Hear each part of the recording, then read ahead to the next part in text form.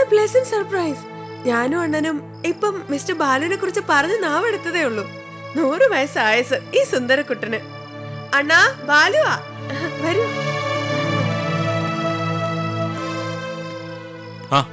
വാ Balu, have dinner with us.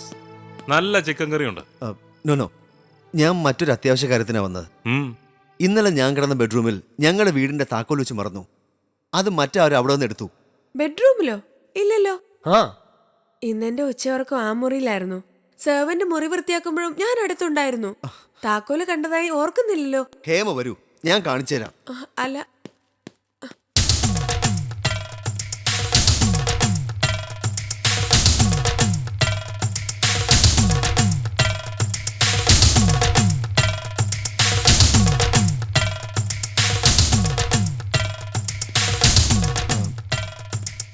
എൻ്റെ mobile phone വീടിൻ്റെ കീയും ഞാൻ ഇവിടെയാണ് വച്ചിരുന്നത്.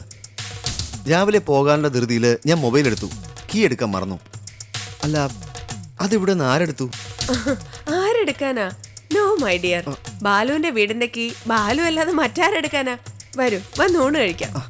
വരൂ.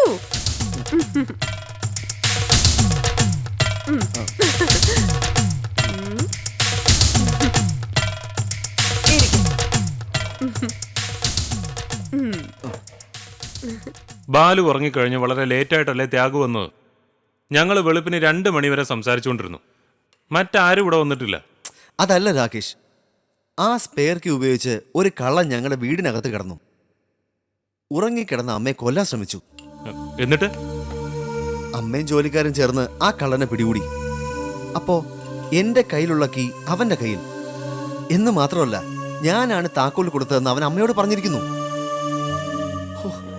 അമ്മ ആകെ തകർന്നു പോയി. രാവിലെ ഞാൻ വീട്ടിൽ ചെന്നപ്പോൾ കണ്ട കാഴ്ച, വീട് പൂട്ടി അമ്മ വരാന്തേ ഇരിക്കുന്നു. എന്നെ കണ്ടതും വല്ലാതെ പൊട്ടിത്തെറിച്ചു.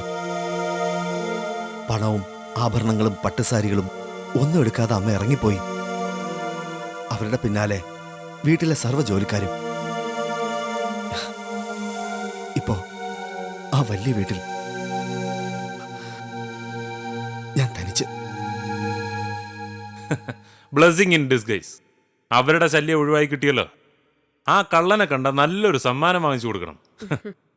ദേഷ്യം വരുമ്പോ ഞാൻ അമ്മയോട് പലതും പറയും. വീട്ടിൽ നിന്ന് ഇറങ്ങിപ്പോകാൻ പോലും പറഞ്ഞിട്ടുണ്ട്. പക്ഷെ അമ്മയെ കൊല ചെയ്യാൻ ഒരു വാടക കൊലയാളി ഏർപ്പാട് ചെയ്യുന്ന സ്ഥിതിയിലേക്ക് എനിക്ക് അതപ്പതിക്കാൻ കഴിയില്ല രാകേഷ്. അധികാരത്തിന്റെ പേരിലുള്ള ഈഗോ ക്ലാഷ് അത് ഞങ്ങൾക്കിടയിൽ ഉണ്ടായിരുന്നു. പക്ഷെ ഞാൻ അവരെ കൊല്ലാൻ വീടിന്റെ താക്കോലും കൊടുത്ത് ഒരു കൊലയാളി അയച്ചു എന്ന് അവരിപ്പോൾ ധരിച്ചിരിക്കുന്നത്. ഇന്നലെ വരെ എല്ലാം അടക്കി പിടിച്ച് ഭരിക്കുമെന്നും എന്നെ തോൽപ്പിക്കുമെന്നും ഭീഷണിപ്പെടുത്തിയ സ്ത്രീയല്ല ഇന്ന് രാവിലെ വീട് വിട്ട് ഇറങ്ങിപ്പോയത്.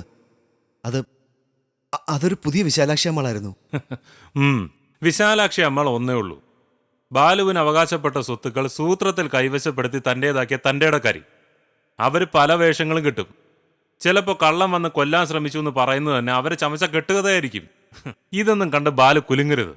ഞാൻ പറഞ്ഞില്ലേ രാകേഷ്, സ്വത്ത് മുഴുവൻ, കമ്പനിയുടെ എല്ലാ അവകാശങ്ങളും എനിക്ക് വിട്ടു തന്നിട്ട് അവർ പോയത്. ബ്ലാങ്ക് സ്റ്റാമ്പ് പേപ്പറിൽ ഒപ്പിട്ട് തന്നു. നിനക്കിഷ്ടമുള്ളത് എഴുതി ചേർത്തോന്ന് പറഞ്ഞു. ഇങ്ങനെ ഡിപ്രസ്ഡ് ആകാതെ ഊണ് കഴിക്കൂ ബാലു. എല്ലാം നല്ലതിനാണെന്ന് വിശ്വസിക്കുക. അടിയും പിടിയും വഴക്കും വയ്യാവേലിയും കോടതി കയറലും ഒന്നും കൂടാതെ ബാലുവിന് അവകാശപ്പെട്ട സ്വത്തുക്കൾ തിരിച്ചു കിട്ടിയില്ലേ? ഇതിനു വേണ്ടിയിട്ടല്ലേ ബാലുവും ത്യാഗവും കൂടി പഠിച്ച പണി 18 പയറ്റിയത്.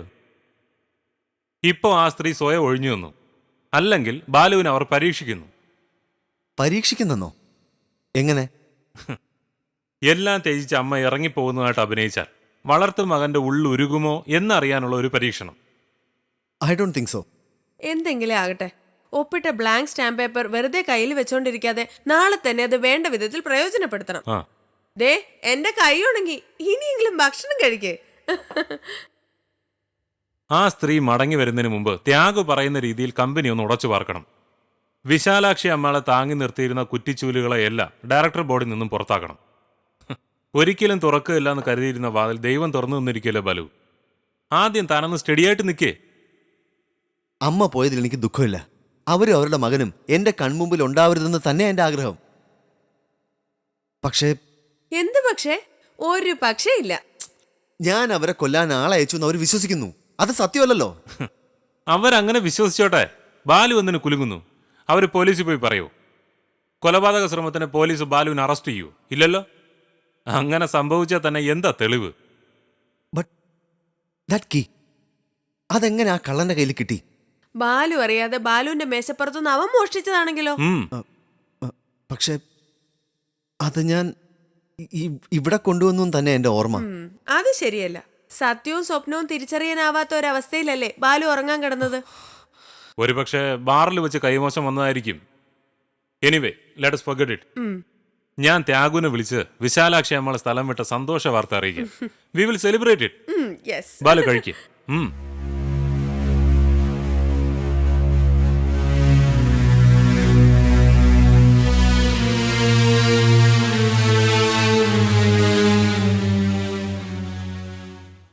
ഈ കളർ സെലക്ഷൻ എനിക്കിഷ്ടമായില്ല. ഇന്നലെ നിങ്ങൾ ചെയ്തത് കുറച്ചുകൂടി ബെറ്റർ ആയിരുന്നു. ആ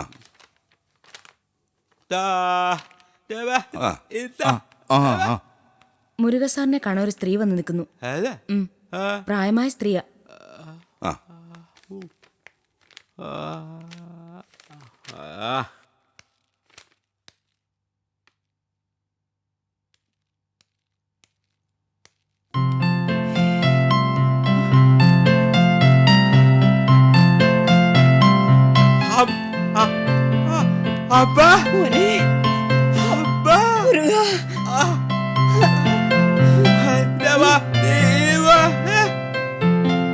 ഞാൻ എല്ലാം ഇട്ടെറിഞ്ഞിട്ട് പോന്നു.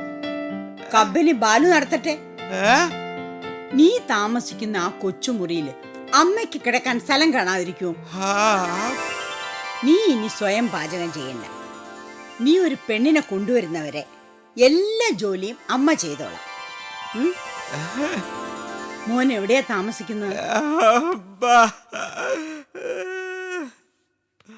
ദേ, നിന്റെ ബോസിനോട് പെർമിഷൻ വാങ്ങിച്ചിട്ടേ വേഗം വാ.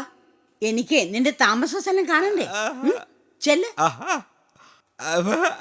ദേ, നമ്മുടെ കമ്പനിയെ കുറിച്ചൊന്നും നീ അദ്ദേഹത്തോട് പറഞ്ഞിട്ടില്ലല്ലോ. വേണ്ട, നമ്മൾ പാവപ്പെട്ടവരാ.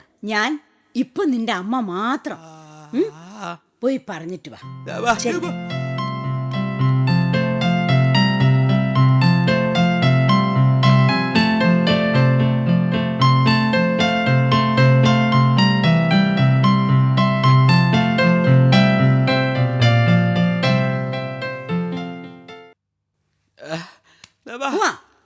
ശരി, വാ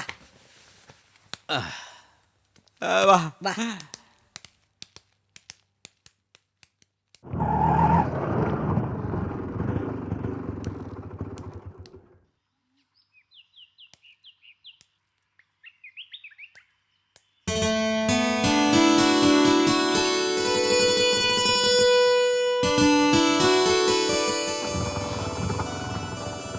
இത്രயும் വലിയ வீடோ?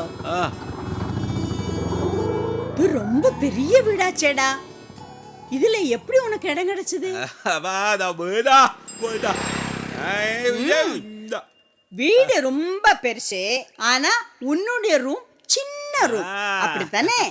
ഏതായാലും ഈ വീട്ടുകാര് നല്ല മനുഷ്യത്വം ഉള്ളവരാ. ഈ വലിയ വീട്ടില് നിനക്കൊരു മുറി തന്നല്ലോ. വാ.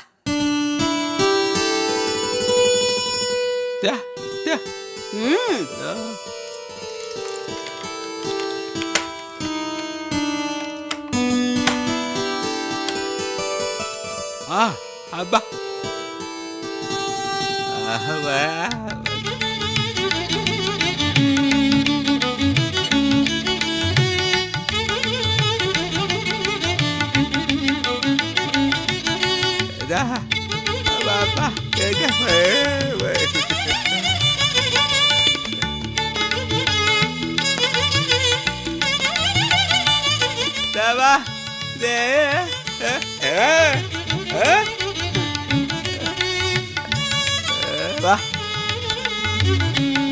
കൊള്ളാലോ, നിറച്ച് സാധനങ്ങൾ വാങ്ങിച്ചിട്ടുണ്ടല്ലോ.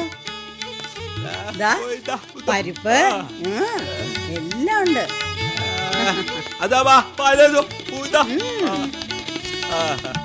കൊള്ളാം, മിടുക്കൻ. വാ. ഇതാ.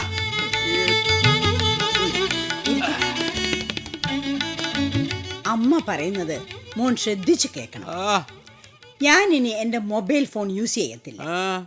ഞാൻ കമ്പനിയും വീടും ഒക്കെ ബാലുവിന് വിട്ടുകൊടുത്തിട്ട് ഒന്നും ഇല്ലാത്തവളായി തീർന്നു എന്നുള്ള കാര്യം ഇപ്പോ സുശീല പോലും അറിയാൻ പാടില്ല. നീ ഇവിടെ ഉള്ള കാര്യം സുഭദ്രയ്ക്ക് അറിയാമോ? ദാ, ശോഭ, അപ്പ, എന്താ ഇത് പറയുക? സുശീലയോടും സുഭദ്രയോടും എനിക്കുള്ള സ്നേഹ കൂടുതൽ കൊണ്ടാണ് ഞാൻ ഇങ്ങനെ പറയുന്നത്. ഞാൻ എല്ലാ സ്വത്തുക്കളും നഷ്ടപ്പെട്ട് ദരിദ്രയായി തീർന്നു എന്ന് സുശീല അറിഞ്ഞാൽ ഞാൻ അവളുടെ പേർക്ക് എഴുതി കൊടുത്ത കരുണാലയവും അതിനോട് ചേർന്ന സ്ഥലങ്ങളും കടമുറികളും എല്ലാം അവൾ തിരിച്ച് എൻ്റെ പേരിൽ എഴുതി തരും. അങ്ങനെ സംഭവിക്കാൻ പാടില്ല. അതുകൊണ്ട് ഇനിയുള്ള കാലം ഈശ്വര ഭജനവുമായി ഞാൻ നിന്റെ കൂടെ കഴിയും. നിനക്ക് കിട്ടുന്ന സമ്പാദ്യം കൊണ്ട് നമുക്ക് സുഖമായിട്ട് കഴിയാം. അമ്മ, അതാ അമ്മയ്ക്കിനി വലിയ മോഹങ്ങളൊന്നുമില്ല. പിന്നെ നിന്റെ കല്യാണം. നിനക്ക് സുഭദ്ര ഇനിയും മറക്കാൻ കഴിഞ്ഞിട്ടില്ലെങ്കിൽ അമ്മ ഈ അജ്ഞാതവാസം മതിയാക്കി കരുണാലയത്തിലേക്ക് പോവാം. ശോഭ, അപ്പ, അപ്പ, ഇതാ.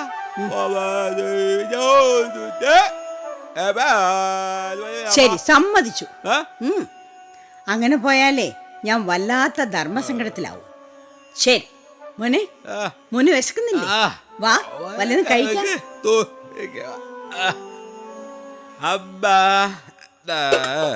മോനെ, ഇനി അമ്മ വന്നില്ലേ എല്ലാ ജോലിയും അമ്മ നോക്കിക്കോളാം.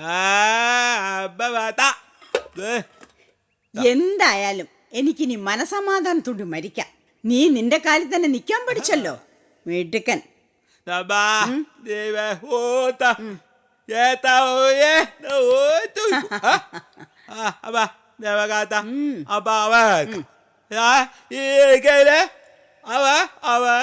ശരി ശരി. ഓ,